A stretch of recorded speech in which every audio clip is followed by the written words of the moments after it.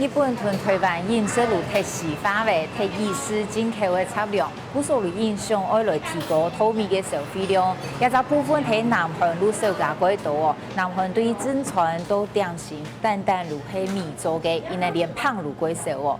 南韩人有一号是米食呢，因为米食消费嘅观念要去买嘅，向下来看下先。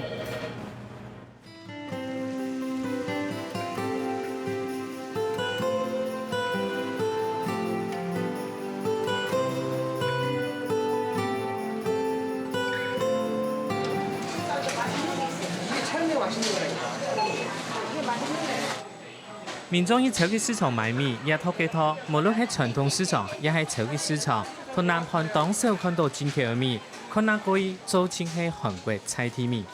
1990년대 농산물 시장 개방 압력이 거세지면서 한국 농가의 주요 소득 작목이자 국민의 주식인 쌀은 결코 수입 개방을 허용할 수 없다는 국민적 공감대가 형성되었습니다. 到1965年，南韓米佔所有穀類產量比例係53.7%。1992年增加到85.9%，下後米就變作為南韓農業代名詞。照南韓國家統計局嘅資料，2009年南韓13年平均食米量大概係74公斤，去年日本係58.5公斤，台灣係48.1公斤。雖然都係2010年南韓少係1.6%，存到72.8公斤，不過台灣、日本、韓國比下，南韓還係食米食輕多誒。那韓國本身呢，他們就非常愛這個大米啊，他們沒有白米飯，他們是沒有辦法生活的。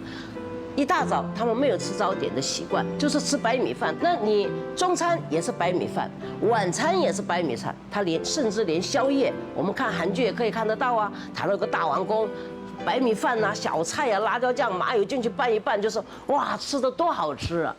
南韓人認為就算食飽，出去做些幾日咧，全以私人熱量，米作為飲食的中心。為了鼓勵生產良質米，都是好米。 南韓對今年5月初一實施新制，要求分級包裝。人家看到也全部做係韓國的米啊，我也表示有無同樣意思。像也就係講嘅係摩托，也表示講嘅係摩托，也係金牌嘅米，也係今年5月1號起始啊，開始有分級，像也係第一等級嘅，也有寫在一等級。像也就人看到也隔壁一包，佢講嘅係唔冇金牌嘅表示，也係第2等級嘅。 按多年來，南韓的經濟發展當家，不過無論樣嘅現代化，表現同主要食物變化並唔大。南韓人強過90年，家家戶戶炒嘅泡米條係米做嘅，連點心的成分大概米米。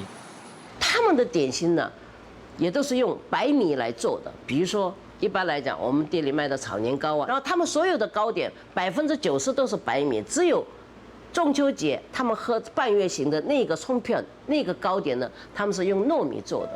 就算係糯米，咩鹹係米，南韓由於減疲勞抗天的原因，造成米嘅消耗量當然減少。不過主食的替代品比起台灣飲食種類很多，乜嘅樣嘅主要南韓少價當多。那台灣早餐都是吃籠包啊、三明治啊，韓國早餐沒有這一些，所以韓國人他普遍來講，他沒有其他的替代品。他如果是真的是要吃點點心的話，他就是吃泡麵了，晚上宵夜。不是說沒有，他們也有麵包之類，不像台灣、韓國這個麵包是有，但是它的區塊、它的比例是非常少的。 南韓人在以天然資源原物料開發造成的影響，同亞洲國家米食單單減少的環境，南韓豐富多年的米食文化，都是嚟以後翻維持係對米基本的消費力。